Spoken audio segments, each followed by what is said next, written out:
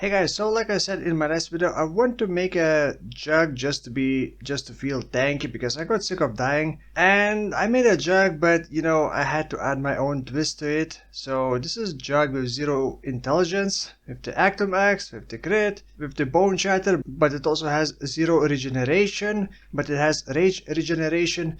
So it's a bit of a mixed bag, and in the end it turned out to not be as well. It is kind of tanky. So if I show you, I will leave path building import code in the description, and in the notes section I did write down the mechanics and how our things interact to each other as an explanation. But if you look at the PUB, it does have pretty decent effective hit pool, and this is with the Molten Shell, and Molten Shell provides 10,000 shield essentially. But it's not too bad, and the DPS is kind of conditional because you need 2 totems.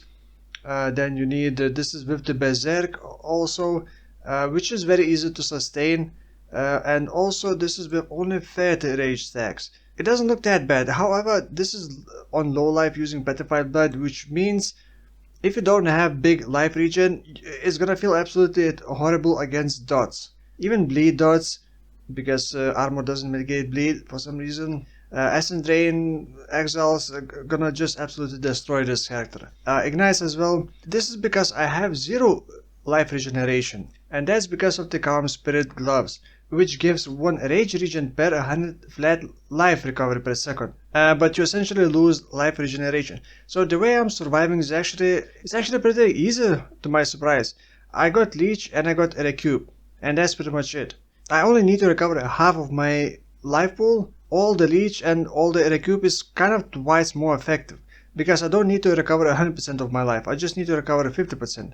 The low life, the Petrified Blood also allows me to have Overleech. Essentially means that the leech does not stop when it reaches full health, because it can only recover life up to 50%.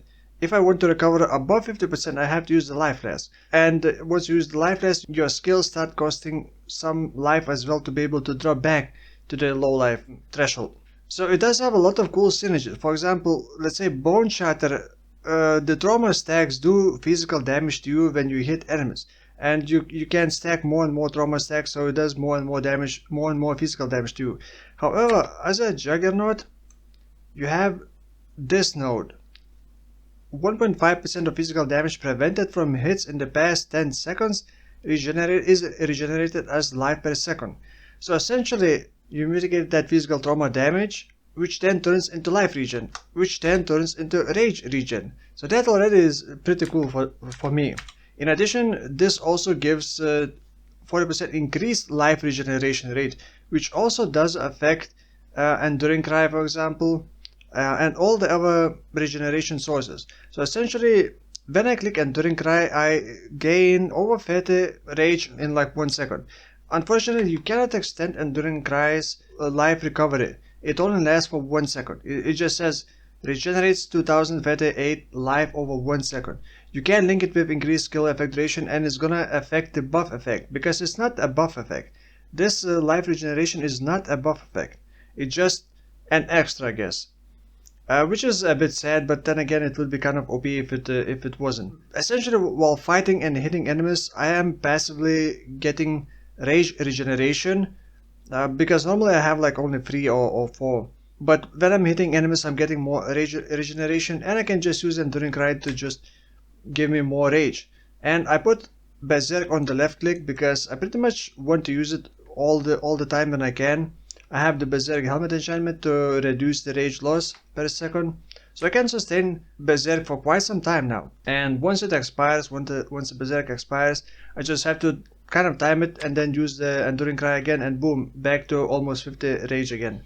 So it's very convenient, very easy and very simple setup. I do have a Recoup ring, the mirrored ring with 20% Recoup, and that seems to be enough. I was planning on using 2 of them, but besides, the other one I wanted vulnerability on hit, because I don't really have enough sockets. I kind of overlooked that the Actum axe that I'm using doesn't have sockets. Another cool thing with the Actum axe, it says you have no intelligence. So that's a drawback which is very easy to fix, but also not very desirable fix, I guess.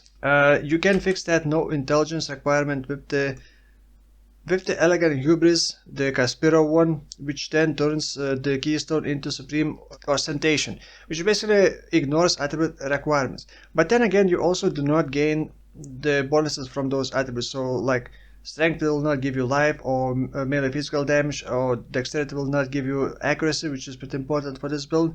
So it does have a drawback, but it is a very easy and simple fix. Besides, you can roll pretty interesting and good things on other notables, like 80% increased melee physical damage and 15% increased attack speed, and you can search for those in PUB as well now. If you can see this button at the bottom right side, you click that, find, and then you essentially enter the jewel, enter the mods that you want, and just search for the seed, and then you go to the trading website and search for those seeds if they are available or not. So that's how we fix the no intelligence. Now another thing that Actum does is it locks your critical strike chance to whatever is shown on this mod. In my case it is 30. 30 is the maximum on the Actum, which means you cannot increase your critical strike chance, with one exception. You cannot increase it, you cannot lose it. So this pairs extremely well with Marylene's Fallacy, which does give a bunch of critical strike multiplier, but it has 40% less critical strike chance, which doesn't matter for Actum. You just put on the Actum, put on this, and then done. You don't need to worry about your crit chance, you don't need to worry about your crit multiplier, you just need to get accuracy. Now I did not catalyst this because one catalyst costs like 9 hairs and I just was not willing to pay that much. Now Assassin's Mark will also not increase your critical strike chance, but it will just give you crit multi, so it's not really worth using that. One way to still kind of increase your crit chance or increase your effective crit chance is to use Lucky Crit. Your critical strike chance is lucky while focused. The focus sadly has what 8-second cooldown and it only lasts for 4 seconds, so it's gonna have a downtime, but for bosses that's still quite good. What Lucky does is essentially it rolls critical strike chance twice. If you fail to roll a critical strike chance on the first roll, then it rolls again. If it fails, then it's non-crit. So essentially I have 51 effective crit chance instead of only 30. Then again, that's another condition. Another conditions that I have is Ancestral Protector, Ancestral Warchief.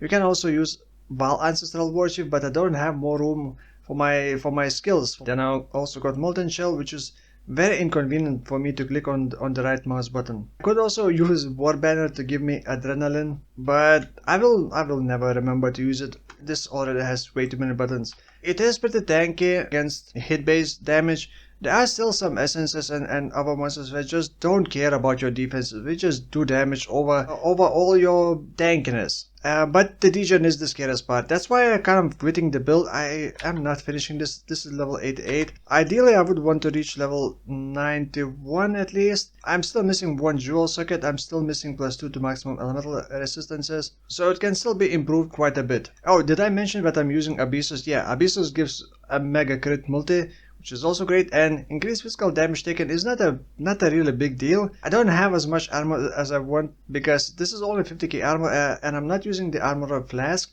I decided to use the Amethyst flask because the chaos is the scariest part. Like the Blunderbore is actually really cool with this as well. You don't care about the strength requirements, so it's very easy to put it on, and it has increased effect of shrine buffs on you. So whenever you pick up the shrines in maps, it's gonna increase those shrine effects by this given number.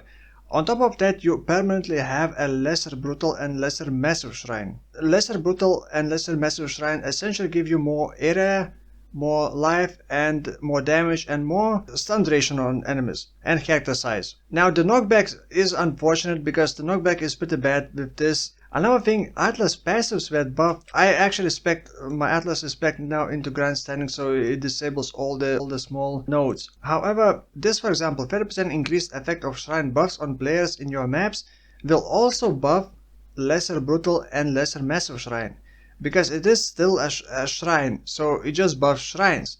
So once I enter the map, I gain life, damage, AoE, character size, and stun duration, which is like really cool, right? I am actually having less life in a hideout than in maps. And also look at the size. Look at the size of this character. Look at the size of Lily. She's so small now compared to this guy. So like I said, it has a lot of cool synergies between passives, between skills and the items. But I need some of these items for my next build, which is Flicker Strike. If I cannot really tank like normal things in maps like Degen, I don't really want to fix it because the Boneshatter is just visually so boring. It's literally just a default attack, and there's like very faint disturbance in the air or something like that. And then there's also like a couple bones come out. There is a new MTX now for the Boneshatter, but I'm not buying it just to be able to see the skill. I'm not satisfied with the Boneshatter, it's not pleasant. I just really like the mechanics of it. The trauma stacks giving regen, which then turns into rage regen. It's like really cool. But I want to scrap this build and do a different build. So that's pretty much it for this build. The next build will be Flicker Strike. For now, thank you for watching and I'll see you in the next one. Bye bye.